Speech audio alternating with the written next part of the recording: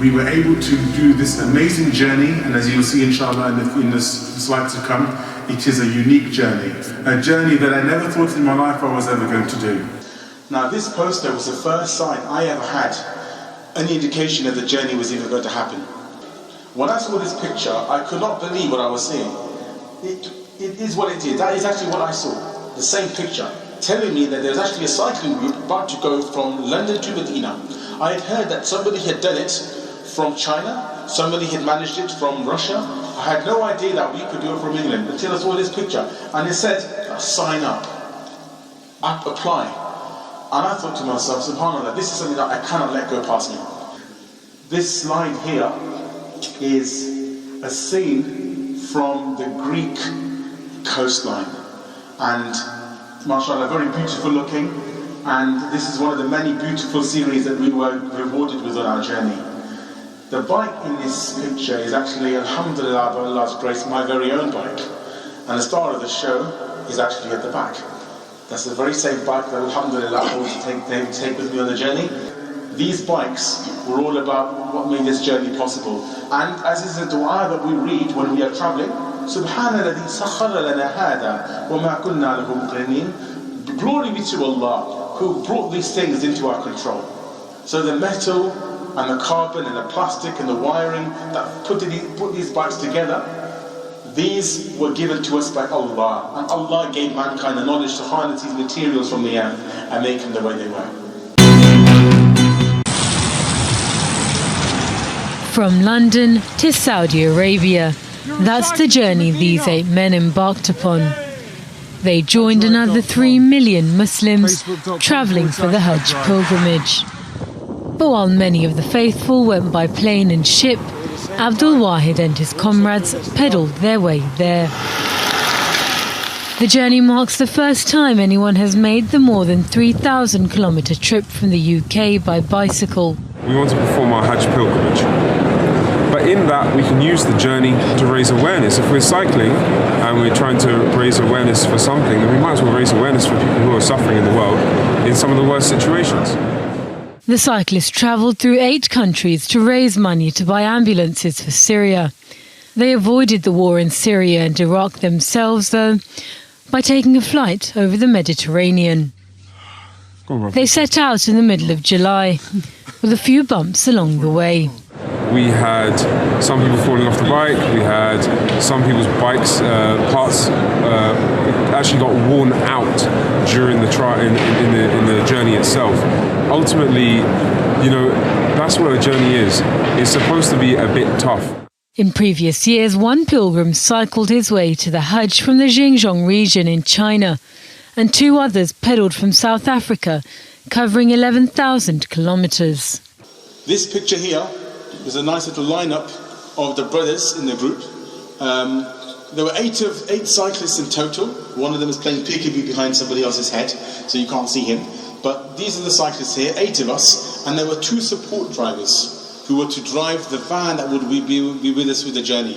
So the van would take our luggage, we would take our camping equipment. People are wondering where we would stay at night. The idea was we would camp wherever we could find decent areas to camp in if the weather was okay. And if the weather wasn't fine, then we would take emergency funds and take refuge in a hotel or a hostel or any B&B or an apartment, anywhere that we could find. On that day that we left the London Muslim Centre and the East London Mosque was a very emotional day. Many of us were not sure that we'd ever see our families again. So it was quite a big moment for us. Won't lie, there were quite a few tears in that scene as well there. We cycled onto the ferry. This is the point here where I'm actually just standing there, wondering what on earth I've got myself into. This is also the jersey that I'm wearing. This jersey that I'm wearing is a jersey that is personalised. It's got all our names on them. So we have reached the Arc de Triomphe, as you can see, London to Paris. Now, we cycled for another 2 days through France.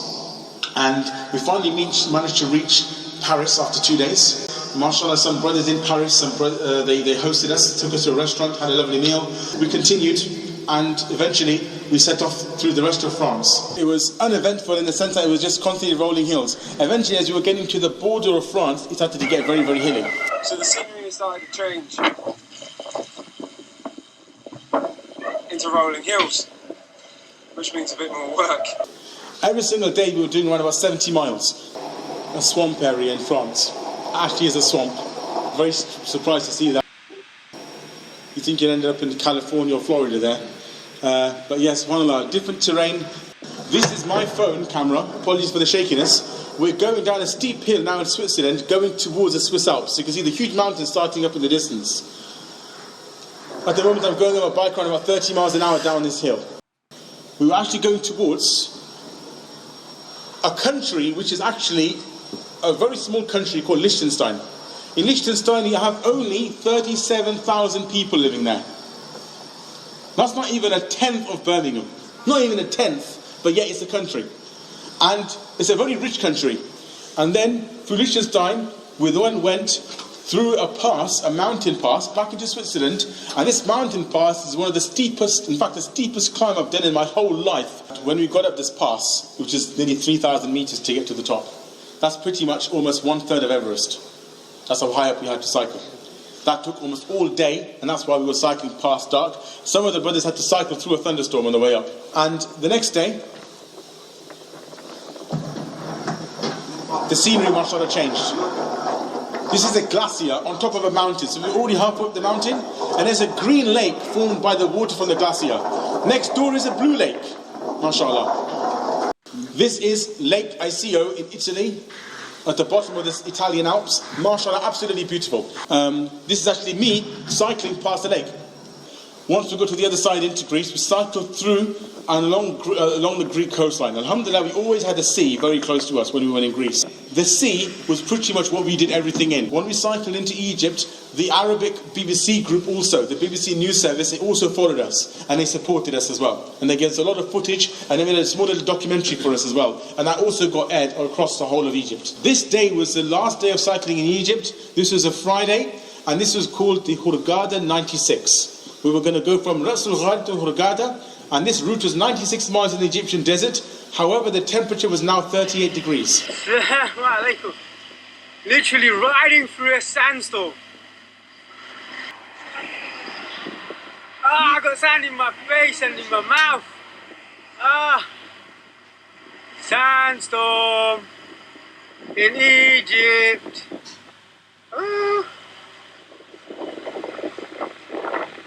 But these sand are hitting us about 30 miles an hour. Yep, painful. Alhamdulillah, we have reached the Red Sea. Far in the distance lies Saudi Arabia, and in Saudi Arabia is Medina. We're on our last stretch, we're going to Medina now. Now, while we were in Saudi Arabia, the government there knew we were coming. They provided a team of people to meet us at the airport. Never could we have imagined a reception like that. Oh yeah! So, yeah, Allahu Akbar. So here we are, in Medina. MashaAllah, the Saudis have given us a full police escort. Welcoming! Alhamdulillah, the whole crew's behind us. MashaAllah. Beautiful. Good. Assalamu alaikum! Subhanallah. Right, it's birth. Subhanallah. The minarets of Masjid al-Nabawi, brothers and sisters, we are here. Alhamdulillah.